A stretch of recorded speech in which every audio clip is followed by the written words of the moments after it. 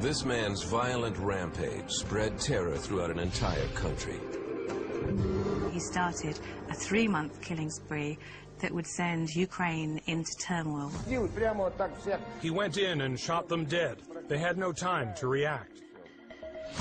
52 innocent people were murdered at the hands of this madman. He was an extremely cold, calculating person who'd had problems in his youth. These factors produced an explosive combination. This is my life, and I think it's my destiny. This man's from the devil. He was motivated by evil, and that's what drove him.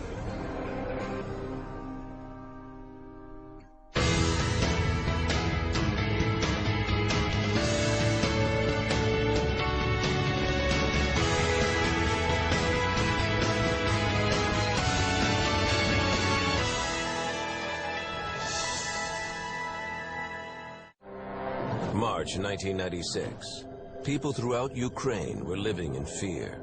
40 people had been murdered without motive or reason. Police were baffled. They had no suspect, no leads.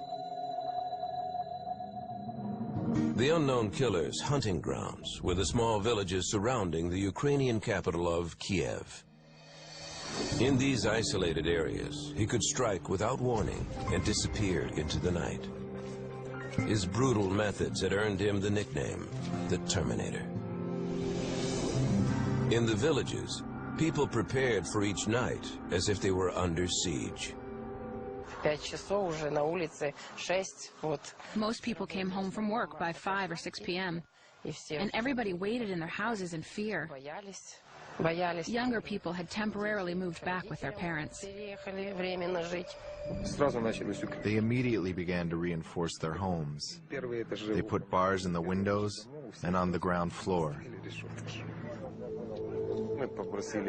We asked the troops to come in. Imagine that. The schools shut down. Soldiers were on patrol day and night with a big radio station broadcasting all the time, like in wartime.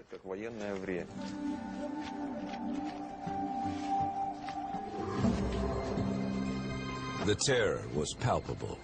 Villagers knew they were being hunted at random. Their entire family could be wiped out as they slept. The killer was known only by his chilling nickname. Anyone who came face to face with the Terminator was slaughtered.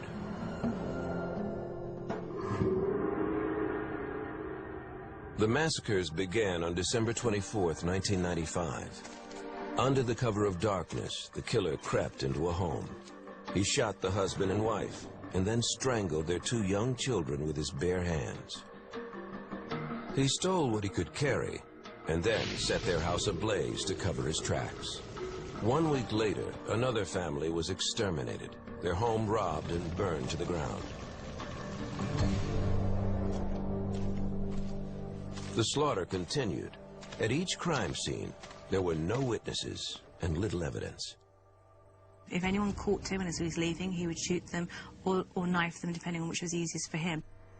Police were certain there was a single killer behind all the murders. The Ukrainian government launched a sweeping manhunt. They dispatched the National Guard and placed 2,000 police investigators on the case. We had special teams of senior officers working in different capacities. We had officers in the field, around the clock, gathering information and working with operatives. Then, there were others in charge of strategy, who directed the ground operations. Villagers reported anything suspicious. On April 14th, a frightened resident called police with a tip. The caller said that he had seen a neighbor trying to conceal a shotgun as he left his apartment building. Police began investigating the suspect. It was quite risky because, on the one hand, there was no evidence. But what if it's him? What if it is this trained killer who shoots people dead on the spot, and our officers are only human? Police moved forward with extreme caution. The officers arrived in unmarked cars and blocked off exits to the suspect's building. They wanted to make sure there was no way for him to escape. They also had to avoid any chance of detection. We learned from their neighbors that our suspect was unsociable. He wouldn't open the door to strangers. It was Easter, and his fiancée went to visit her mother out of town. She had to return in the evening, and we hoped that when we rang, he'd think that it was her coming home. An investigator approached the door and knocked. A small, unassuming man with reddish-brown hair answered the door. He opened the door very calmly. He was expecting his family to be there, and it was the police. Investigators forced their way into the apartment. They asked for his identification papers. In an act of defiance, the red-haired man lunged for a pistol. Police quickly restrained him. Authorities noticed that the pistol was similar to one stolen from a crime scene. They checked the man's credentials. He was 36-year-old Anatoly Onoprienko. They searched the apartment. Its contents were like a map of the killing spree. And in the apartment is everything. All the evidence is there. Things from the crime scenes where he'd murdered people in different regions. Onoprienko proclaimed his innocence. He insisted the suspicious items belonged to a friend. Soon his fiancée, Anna, returned home. She maintained he was the kindest, most gentle partner she'd ever had and the most loving stepfather to her 2 children.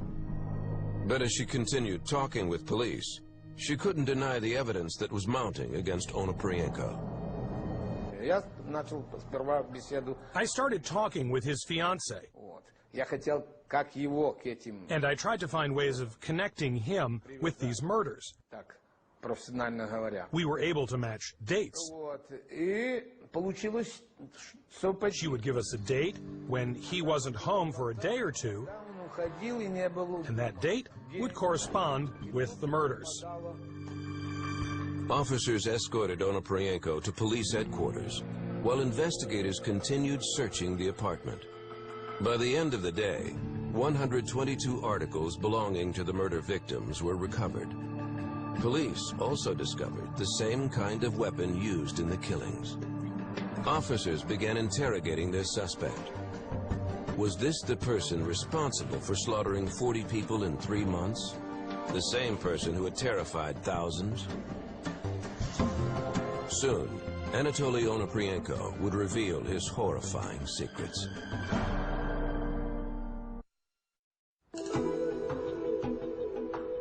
Yavoriv, Ukraine, 1996.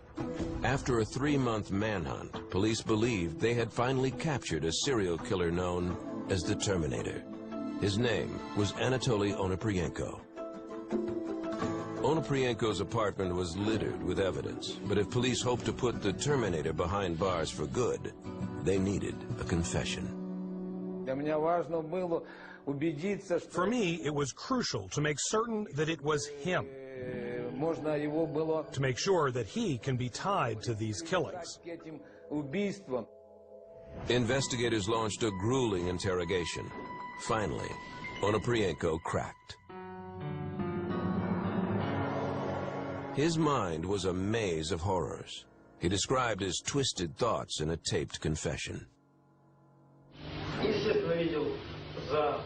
I was observing the victims, those who were already killed, how they were dying or just how they were living the last minutes of their lives.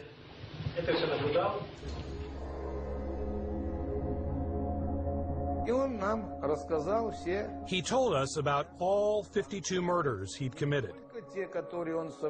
Not only the ones he'd performed in 1995, but also about the murders he'd committed in the past, a long time ago. When he was caught, he said it came as a relief. He said he was fed up with this dirty business. He was fed up of being covered in blood the whole time. He wanted an end to it. The local police handed Onoprienko over to the Ukrainian Interior Ministry, the top law enforcement office in the country. He said he wouldn't say anything and immediately started making demands. At that time, he gave me the impression that he was extremely greedy, calculating, and cold. The ministry wanted to question the suspect for themselves, but Onoprienko had a different idea. When we came, he said at once, "I need a kilo of sweets, some sausage and crackers, otherwise I won't talk to you." It took months of bizarre negotiations and interrogations, but Onoprienko finally agreed to walk authorities through each of his murders. On June 28, 1997, police drove Onoprienko back to the villages he had terrorized. He described the killings with eerie calmness. He would talk about it as if he was reading from a menu. He said it was incredibly easy.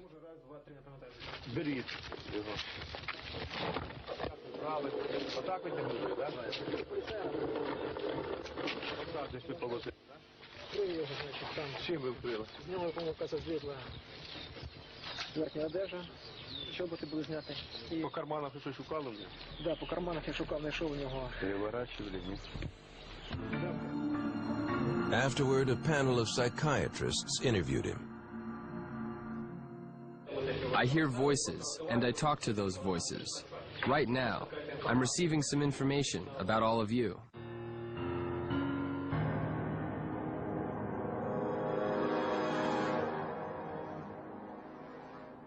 I'm a person, a regular person. Anybody can become a murderer. I was helped. Either it was a god or the devil, whatever he calls himself. After 28 hours of questioning, psychiatrists determined that Anatoly Onoprienko was in control of his actions and knew the difference between right and wrong. They declared he was competent to stand trial. His stories of Satan and mysterious voices they believed were part of a twisted play for attention. Считаю, что Оноprienko каким-либо психическим заболеванием, которым относятся инкриминируемые ему деяния, не страдал. По своему психическому состоянию мог осознавать свои действия и руководить им. What authorities could not yet explain was how this quiet and frail-looking man became a monster. I am an angel who was attending a school of Satan. Some will call me schizophrenic, or even Hitler, or other terrible things. But that's okay with me. Anatoly Onoprienko was born in the town of Lasky in northern Ukraine in July 1959, while the country was still under Soviet control. His mother died when he was 4 years old. He and his older brother grew up with an abusive and alcoholic father. I remember my father and brother staring at me and saying, "Let's send him to an orphanage." I don't blame them, but I am horrified by their memory. I remember their voices. At his father's insistence, his grandmother took him to the orphanage in Malin. It is not clear why Anatoly was sent away, while his brother remained with the family. His grandmother stayed with him at the orphanage for the first few days to help him adjust. Afterwards, she visited frequently and brought care packages of food. Despite his rough beginning, Anatoly adjusted to his new life. He was shy but managed to make friends. At the age of 14, he enrolled at the Malin College of Forestry. He took an interest in sports, but his passion for education began to slip. A few years later, his teachers became concerned about Anatoly's destructive behavior. He was drinking vodka, smoking, and stealing. Onoprienko left school in 1976 at the age of 17, hoping to find his calling. He joined the army, where he received firearms training. But instead of finding his purpose, Onoprienko felt ostracized. When I was 20, I called myself stupid because I couldn't understand people. If they were smart, then I must be stupid. After he was discharged, Onoprienko got a job on a cruise ship in the harbor of Odessa. He became adept at stealing money from cabins. He wanted to impress a string of casual girlfriends with trinkets and gifts. And on the face of it, he was stealing because he wanted to rob, and he was motivated by that. A young waitress caught his attention. The two quickly began a relationship, and after 3 years together, she became pregnant. Anatoly left his life on the ship to be with his new family, but the young father was restless. He soon left his girlfriend and newborn child and never tried to contact them again. He believed he had a unique destiny, and he felt compelled to find it on his own. Soon, murder would become his passion.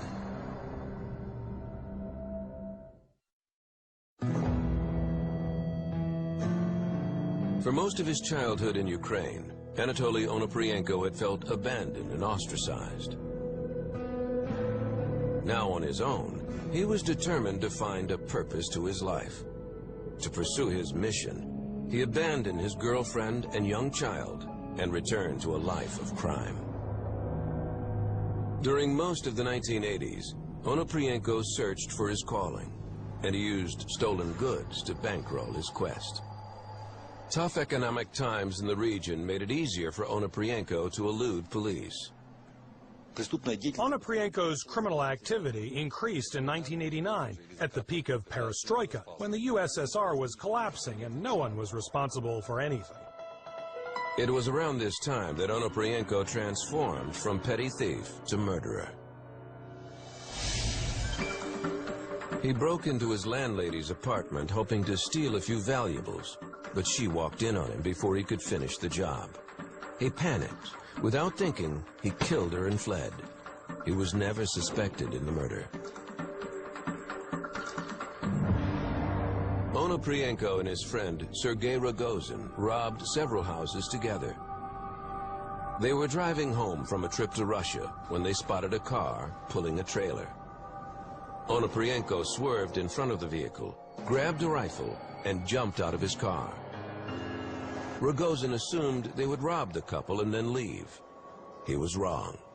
Onoprienko ordered the driver to roll down his window, and without warning, shot both the driver and his wife. He buried the bodies and then set fire to the car. Onoprienko threatened to kill Rogozin's family if he didn't keep quiet about the crime. Rogozin agreed. Onoprienko was eager to kill again.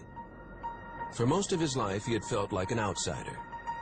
Now, he discovered that killing made him feel important and powerful.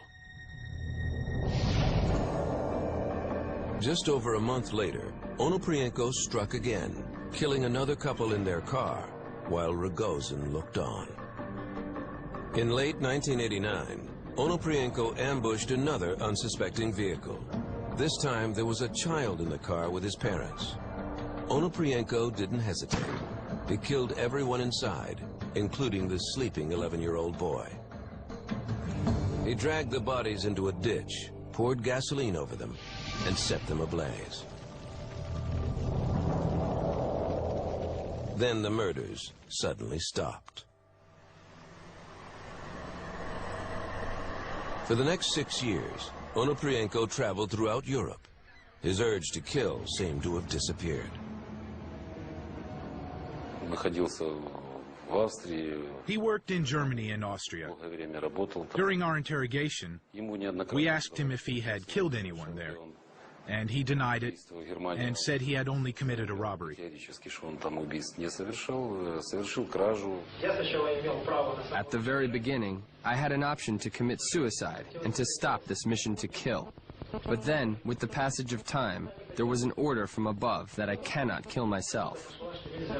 I'm supposed to live and keep doing what I am doing and finish this game. In 1995, Onoprienko decided to return home to Ukraine and continue his killing spree. He assumed that while he was away, his previous murders would have become legend in Eastern Europe. By this point, the Soviet Union had collapsed and Ukraine had become independent.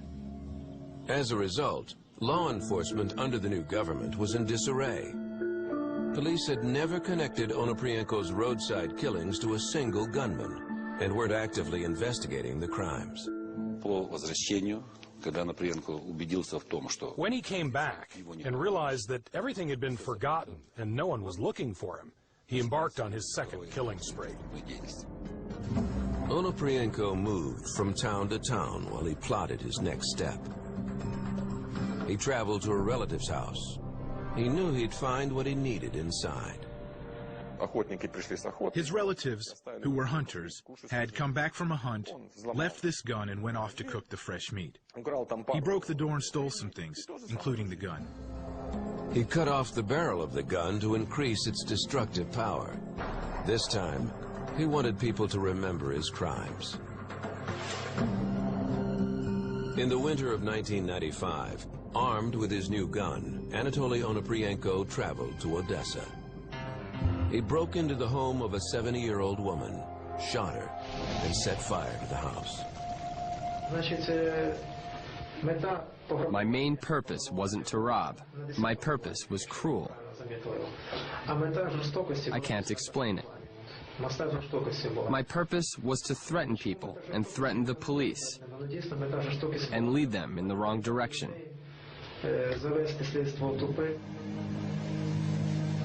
4 days later, Onoprienko arrived in the town of Malin, where his rampage continued. He shot a man and a woman who were having sex in their car. I shot at them from the driver's side and wounded the man. Then the woman jumped out of the car.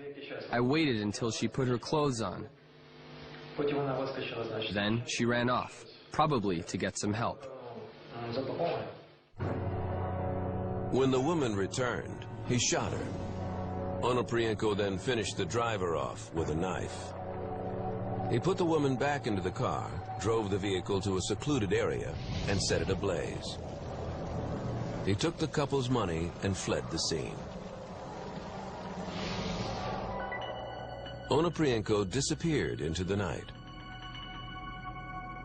A month later, he struck again. In time, his attacks took on a distinctive pattern. He would literally find a house, he would create a noise outside, maybe throwing a stone at a window. The man would come outside, he would shoot him. He would go inside, he would go from room to room, hunting the women who he'd kill first, then he would go through and kill the children. Anatoly Onoprienko had begun one of the worst killing sprees in European history. No one in his path was safe.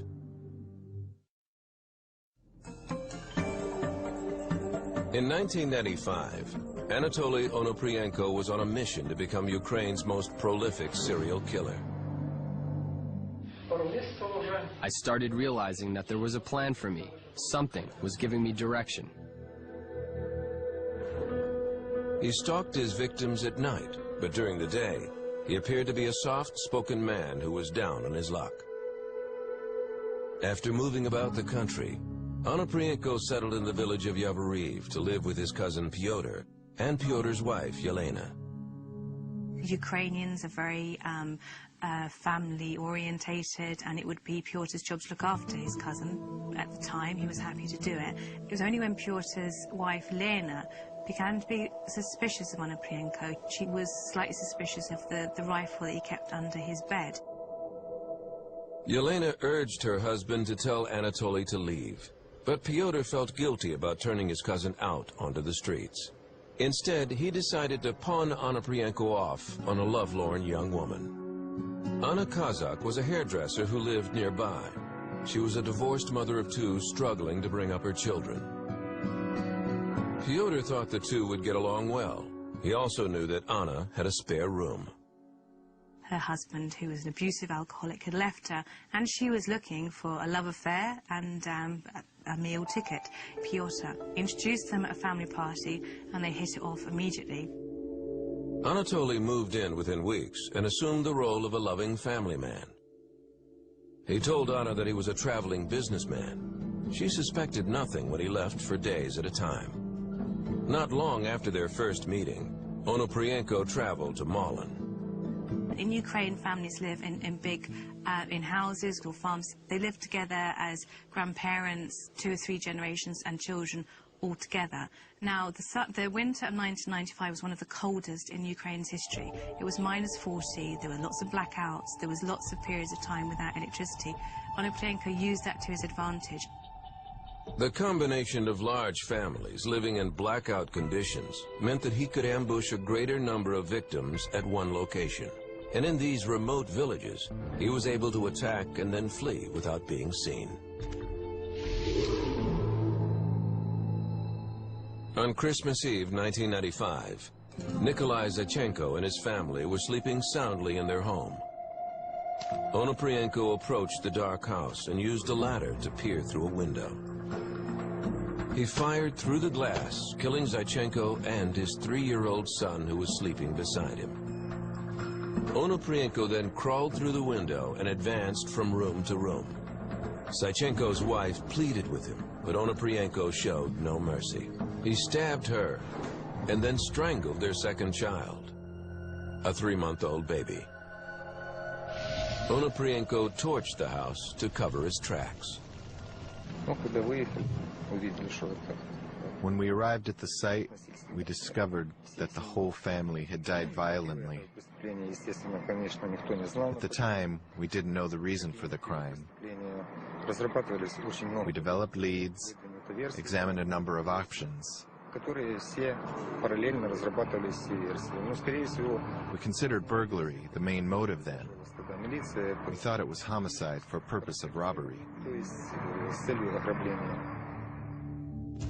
7 days later, on New Year's Eve, Onoprienko struck again. He told Anna that he had to go away on business and left for the village of Bratkovichi. He wandered the deserted streets until he came across a local forester. He cursed at me when I asked for money. I asked for some money a second time. He swore at me again. I shot him in the back near the heart. I pulled him to the side of the road. I searched him, took his money, keys, and took off his clothes. His night's work had just begun. Soon after, he noticed a man hanging curtains in his new home. Onoprienko fired at the man through the window, killing him instantly. After making his way into the house, Onoprienko killed the man's wife and her twin sisters.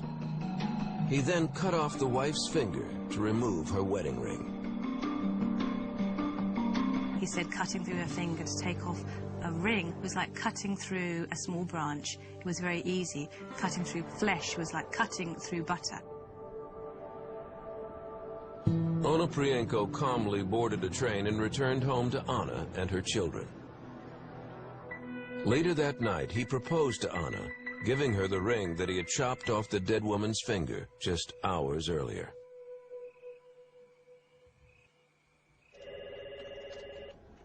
Over 200 miles away, at police headquarters in Kiev, officers scrambled to launch the second mass murder investigation within 2 weeks.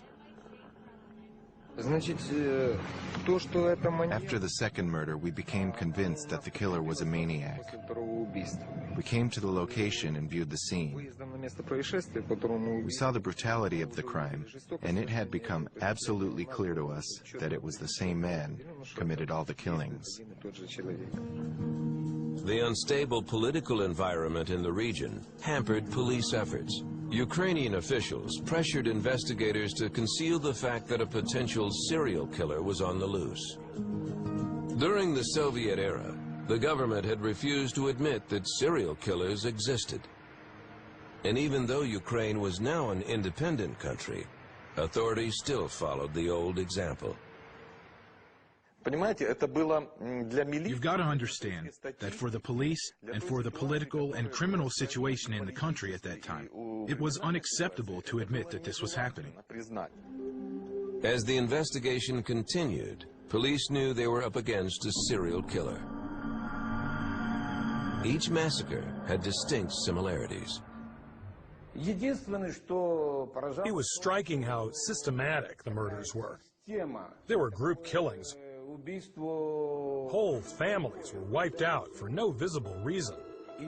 That was really astounding. Onoprienko continued to slaughter innocent victims. He is a degenerate who didn't even benefit materially from his crimes, nor did he win any glory. He is an immoral man who was killing defenseless people and children. He was bloodthirsty and greedy.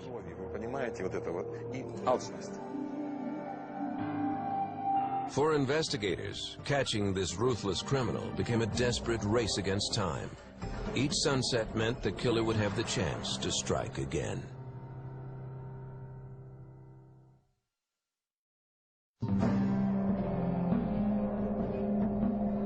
In 1995, people in western Ukraine were terrified.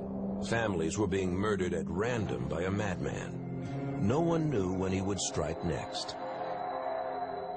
The killer was Anatoly Onoprienko, and he made the rural villages in his homeland his hunting ground. He stalked his victims in the dead of night, knowing there was little chance of being seen or heard. What was typical for all the crime scenes was that they were all around newly built houses that were out of the way. It always happened at night, and every time the same type of gun was fired. Onoprienko took mementos from each of his murder victims. Stolen shoes, clothing, even an old tape deck became gifts for his fiancée and her 2 children. The presents helped him maintain the facade that he was a loving family man. His fiancée never suspected that this timid-looking man was the serial killer authorities were searching for. Police continued to roam the streets at night looking for a deranged killer. All the police departments had been given instructions as to what to look for. They knew how the killer behaved, that he acted at night. They investigated any sound, even when a dog barked at night. The orders were strict. Rumors about the killings spread through the villages, and investigators could no longer conceal the chilling details from the public. The gruesome facts hit the papers. The media described the crimes as though they had been committed by a killing machine, and called the faceless murderer the Terminator. They warned families that a madman was on the loose, and to use caution after dark. The slaughter continued. In January 1996, 18 people died at the hands of the Terminator. Another 9 followed in February. The victims included Galina and Sergei Bondarchuk and their 2 children, 9-year-old Valera and 7-year-old Tanya. It wasn't too late even. They hadn't gone to bed yet. They had just come home shortly before that. They were still dressed. The kids were asleep, and they were still doing things in the house. When they finished, they locked up, they turned the lights off, and about half an hour later, they heard the window on the ground floor shatter. Sergei Bondarchuk kept an axe at the ready. He grabbed the weapon and raced outside. Hidden in the darkness, Onoprienko was waiting to pull the trigger of his sawed-off shotgun. After his capture, Onoprienko used a dummy to demonstrate how he committed each of the murders.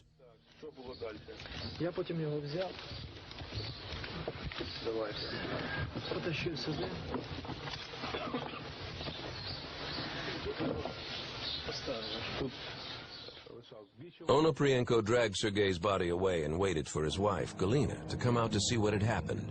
When she finally ventured outside, Onoprienko met her at the door.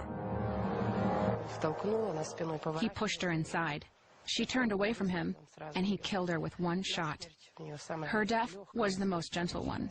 She fell down, and he started searching the house. Onoprienko found the children asleep upstairs.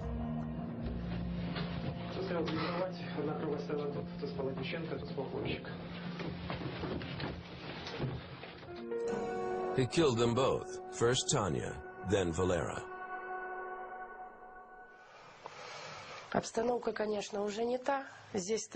We changed the room around.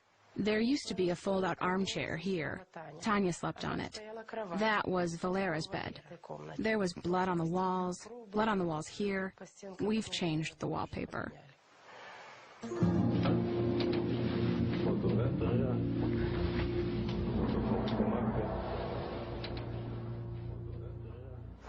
He started walking around, rummaging through the house. But there was nothing. Only a tiny, thin gold chain on Galya's neck. It was Sergei's wedding present, and earrings. There was no money in the house. They lived from hand to mouth. This time, Onoprienko did not set fire to the house. Instead, he traveled back to his new family, stolen gifts in hand.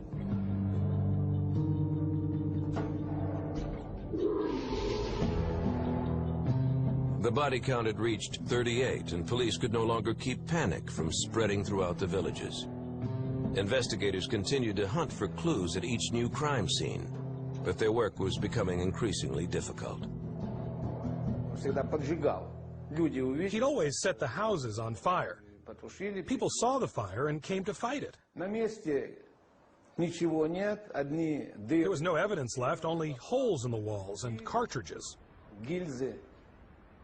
Eventually, police determined that the holes were made by shots from a hunting weapon, and only a certain type of gun could make those markings, a sawed-off shotgun. Authorities combed the surrounding villages searching for a match. Then, in April 1996, a concerned villager in Yavoriv told police about a man he'd seen with a sawed-off shotgun hidden in his bag. Police responded quickly. A group of 12 officers surrounded Onoprienko's apartment and moved in cautiously. They did not know if their suspect would try to flee or turn violent. Onoprienko put up a brief struggle, but officers were able to subdue him. Once authorities had him in custody, Onoprienko described how he shot, stabbed, and strangled his victims. He also described his lonely childhood in an orphanage. According to Onoprienko, he murdered children so they wouldn't spend their lives without a family. He said, I was an orphan myself, and since I had killed their parents, I decided that I should kill them instead of making them orphans. Experts suspected that Onoprienko lashed out at families as a way to seek revenge on his own parents for abandoning him. As the interrogations continued, Onoprienko confessed to murdering 40 people, including 10 children, in 3 months. He also admitted to killing 12 people in 1989. The reason he gave for his crimes was shocking. I feel like a cross between a human and a robot. Most of my work was supposed to be done by robots. I consider myself an experimenter, with myself and with other people.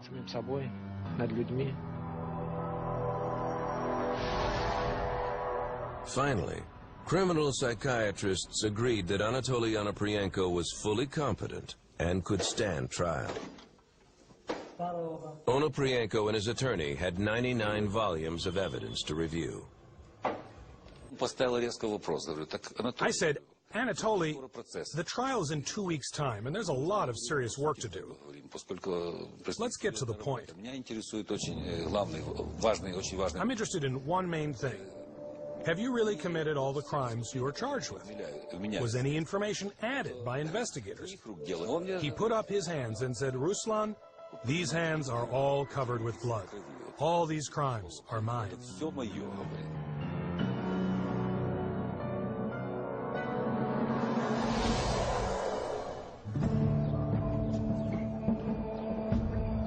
In 1996, after a nationwide manhunt, Ukrainian authorities finally captured the serial killer who had terrorized their country. Anatoly Onoprienko had murdered 52 innocent people. The trial began on November 23, 1998, in the town of Zhytomyr, which had jurisdiction over several of the crime scenes. Family members of the victims flooded the courthouse, waiting to confront the man who had massacred their loved ones. не було такого суда, а розстрілювати на місці таких людей. Each day, he was escorted into the courtroom by 15 police officers and locked in a steel cage. The bars kept him from escaping, but they also separated him from the victims' families. When we were on our way to the courthouse, I can only speak for myself, but I felt like I would be able to tell him everything to his face, through the bars. Even if I was far away, he would hear. And when I entered, there was this sense of, not fear, I can't even explain. It wasn't fright, it was horror. Most of the villagers had never seen nor heard Onoprienko before.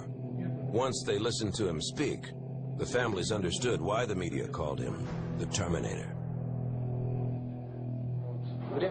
They're planning to punish me, but whether they shoot me or not, they will always remember me. Although psychiatrists had determined that he was sane, Onoprienko's behavior in court was bizarre. At one point, he said that he was a beast of Satan and was misunderstood by others. Prosecutors argued that he was only trying to manipulate the courtroom. He believed that the stronger the impression he managed to make on the public and on the courtroom, the better it would be for him, because he would be seen as an insane person.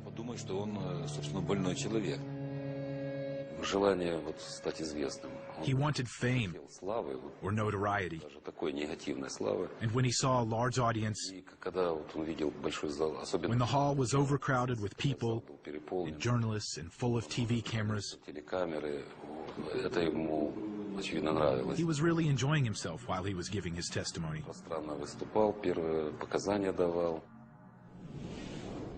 Also on trial was Onoprienko's old friend Sergei Rogozin. Rogozin joined Onoprienko in the cage as attorneys outlined the 9 murders he witnessed in 1989. Rogozin claimed he did not take part in any of the murders. Onoprienko backed up his testimony. He could not afford to make an enemy out of Rogozin. Onoprienko knew that if he ever got out of prison, he would need friends on the outside to help him. This is why he never pointed to Rogozin and made every possible effort to make the court believe that Rogozin wasn't complicit at all. Rogozin was convicted as an accessory in the first 9 murders and sentenced to 13 years in prison. Onoprienko's trial for the remaining 43 murders continued. On March 31st, 1999, the judge found Anatoly Onoprienko guilty of 52 murders over a 6-year period. It took the judge almost 2 days to read the long and comprehensive verdict. The following day, he was sentenced to death. But because of changing laws in Ukraine, Onoprienko would not be executed.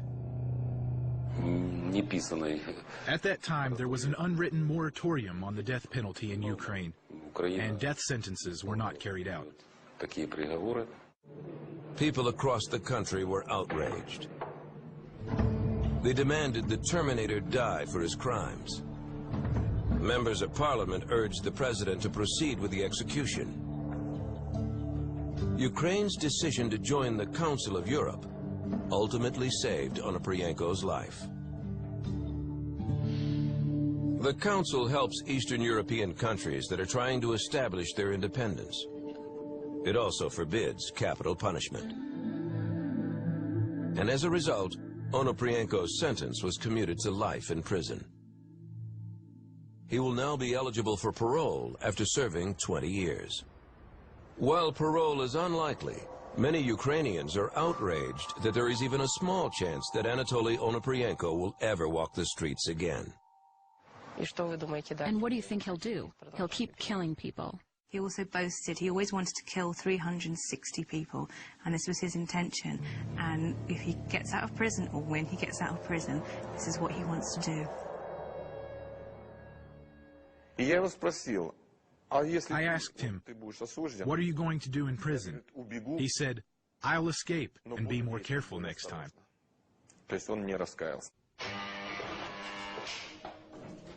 Today, Anatoly Onoprienko sits in a small cell in Zhytomyr. He claims that prison will not hold him for long, and his desire to kill again continues to terrify his countrymen. From behind bars, he told a reporter, "There is no doubt that I will escape from this jail. And when I do, the killing will be much worse. Especially for people who insulted me. I always said I would kill 360, give or take 10.